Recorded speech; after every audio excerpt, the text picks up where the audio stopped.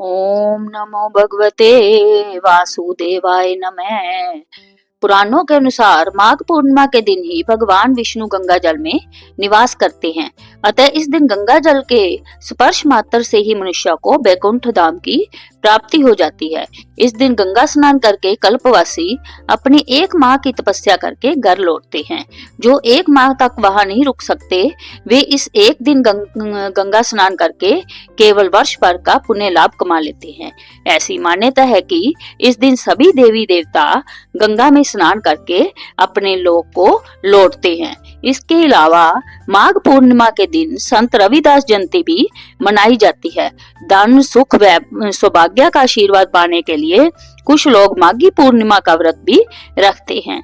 इस दिन व्रत का पुण्य फल प्राप्त करने के लिए व्रत कथा का पाठ जरूर करना चाहिए। कथा के अनुसार कांतिका नगर में दिनेश्वर नाम का ब्राह्मण निवास करता था। वह अपना जीवन निर्वाह दान पर करता था। ब्राह्मण और उसकी पत्नी के कोई संतान नहीं थी। एक दिन उसकी पत्नी नगर में भिक्षा मांगने गई, लेकिन सभी ने उसे बांझ कहकर भिक्षा देने से इनकार कर दिया। तब किसी ने उससे 16 दिन तक माँ काली की पूजा करने को कहा।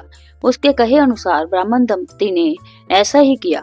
उनकी आराधना से प्रसन्न होकर 16 दिन बाद माँ काली प्रकट हुई। माँ काली ने ब्राह्मण की पत्नी को गर्भवती होने का वरदान दिया और कहा कि अपने सामर्थ्य के अनुसार प्रत्येक पूर्णिमा को तुम दीपक जलाओ।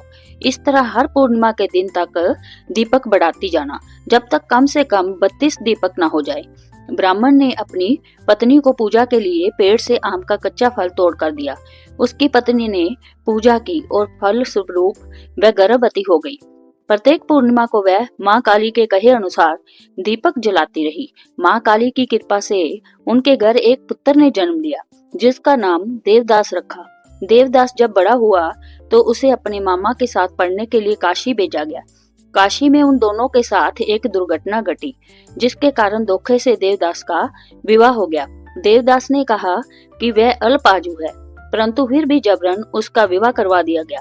कुछ समय बाद काल उसके प्राण लेने आया, लेकिन ब्राह्मण दंपति ने पूर्णिमा का व्रत रखा था, इसलिए काल उसका कुछ बिगाड़ नहीं पाया। इस कथा के अनुसार सच्चे मन से पूर्णिमा के दिन व्रत करने से संकट से मुक्ति मिलती है और सभी मनोकामनाएं पूर्ण होती है।